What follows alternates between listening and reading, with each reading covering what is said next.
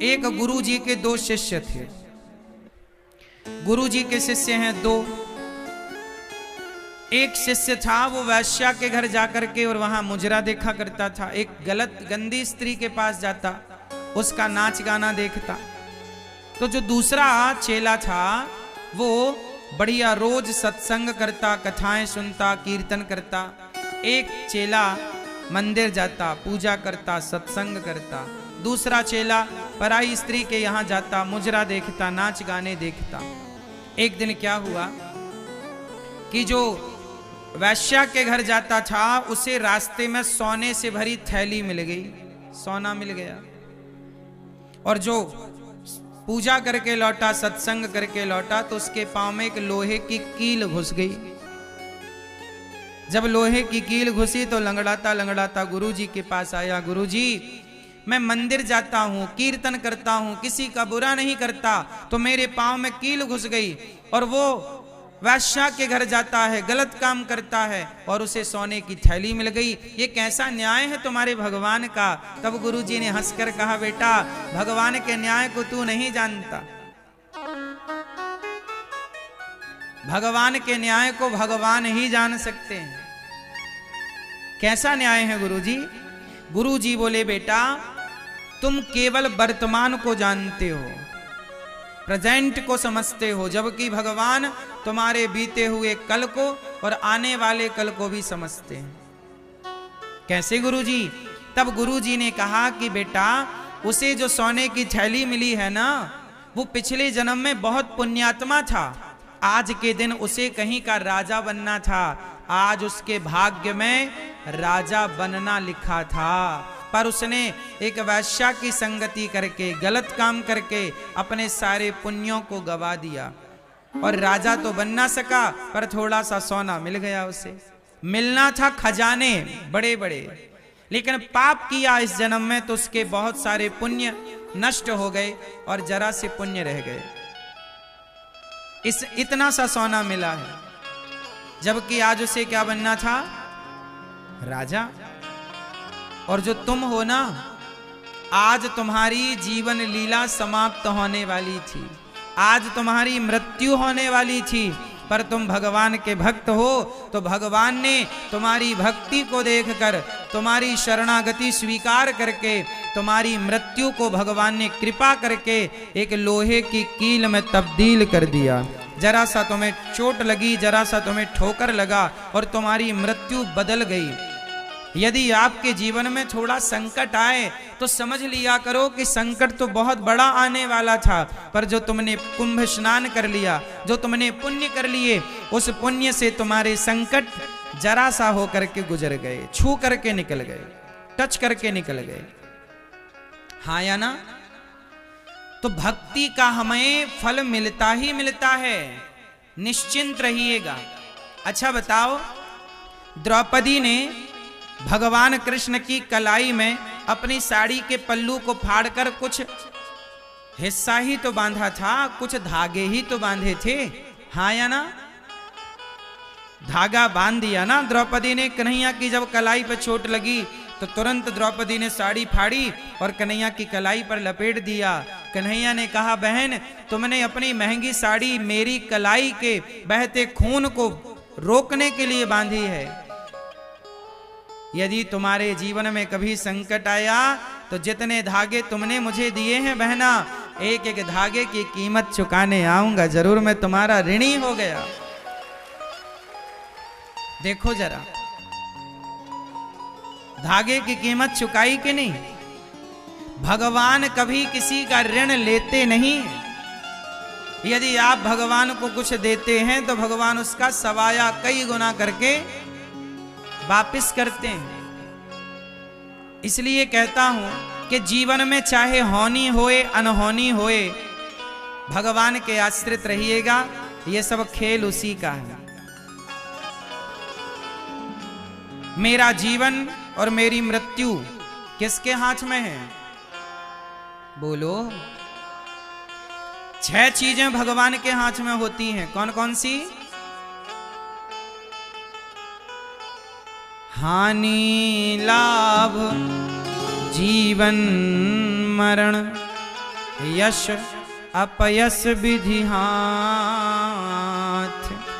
6 चीजें भगवान के हाथ में है। हानि, बोलो हानि, बोलो हानि, लाभ, जीवन, मरण, यश, अपयश। किसके हाथ में है? भगवान के हाथ। इसलिए कहता हूं कि जीवन में हानि होए तो परेशान ना होइए।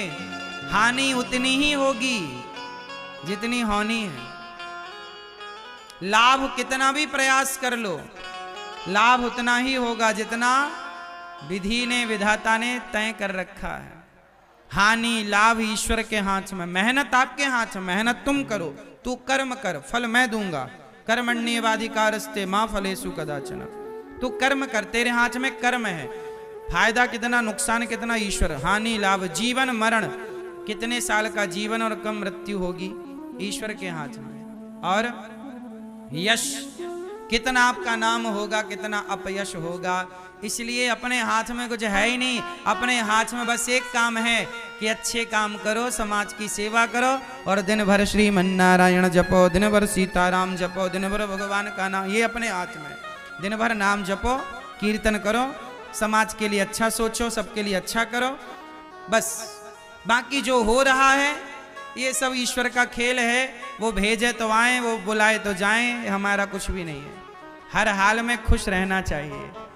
कोई ताने मारे कि तुम इतने बड़े भक्त थे फिर तुम्हारे घर में ऐसा क्यों हो गया, भाई जमाने का काम है कहना, कहने दो। हम भगवान के आश्रित हैं और भगवान के आश्रित होकर, अच्छा ये बताओ,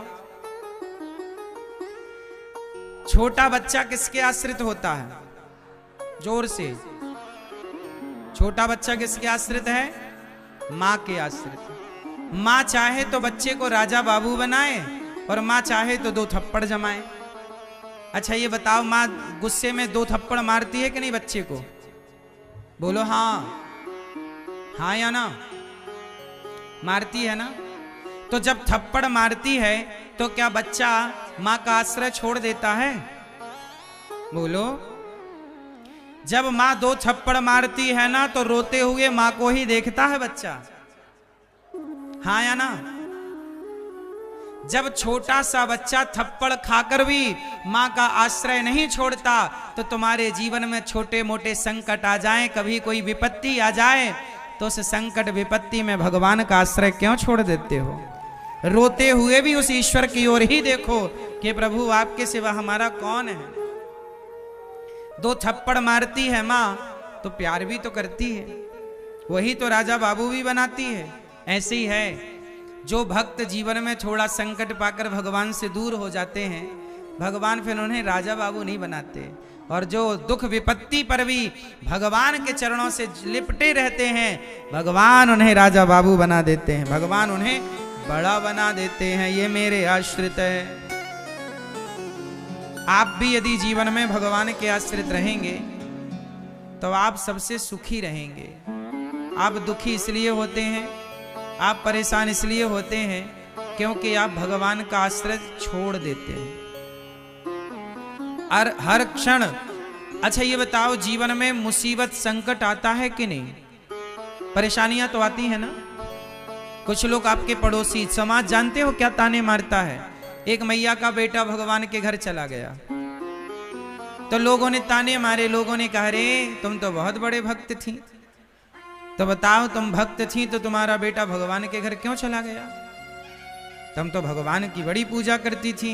अच्छा देखो, यदि भक्तों के घर कोई दुख आ जाए ना तो दुनिया ये बात जरूर कहता है कि तुम तो बहुत बड़े भक्त थे, तुम्हारे ऊपर ये संकट क्यों आ गया?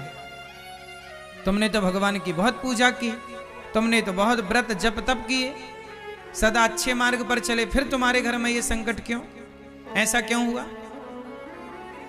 कभी किसी भक्त पर कोई संकट मुसीबत आ जाए तो जमाना ये सवाल जरूर करता है कि तुम पर ये संकट क्यों, तुम पर ये मुसीबत क्यों?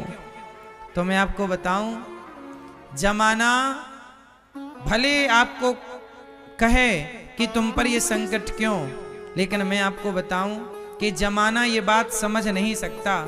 जो भगवान के आश्रित होता है देखो आश्रित होने का प्रमाण क्या है। आप लोगों ने नरसिंह जी का नाम तो सुना होगा। नरसिंह मेहता, जिनकी बेटी के यहां मायरा भरने स्वयं भगवान आए थे। नानी बाई का मायरा बड़ा प्रसिद्ध है समाज में, भगवान मायरा भरने आए।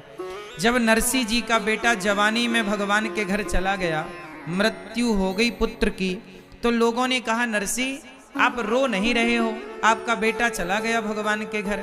नरसिंह जी बोले ये बताओ कि मेरा बेटा आया कहां से था, कहां से आया था, आपका बेटा कहां से आया है। नरसिंह जी ने कहा आप लोग बताओ कि मेरा बेटा आया कहां से था। सब लोगों ने कहा भगवान के यहां से। गया कहां, भगवान के यहां। तो जहां से आया था वहां चला गया, तो मैं रो करके क्या कर लूंगा। देखो जो भगवान के आश्रित है वो इस तरह की बातें करता है, और जो भगवान के आश्रित नहीं है, लोग तो ये कहते हैं कि तुम्हारे घर में ऐसा क्यों हो गया। लोग समझते ही नहीं कि ये खेल कौन खिला रहा है, ये सृष्टि कौन चला रहा है। लोगों को लगता है कि वो स्वयं से सब कुछ कर रहे हैं। वो इस अज्ञान में उलझ गए हैं कि हम करता नहीं, भगवान के आश्रित होना है, और भगवान के आश्रित होकर जो भगवान करें, हमें दुख दें तो हमें दुख स्वीकार, सुख दें तो सुख स्वीकार। बेटा दिया भी ईश्वर ने था, और आज यदि ईश्वर ने ले लिया तो भगवान की इच्छा है। पति दिया किसने, ईश्वर ने। याद रखना मेरी माँ, ये संसार जो मिला है ना, वो बिछड़ने के लिए ही मिला है।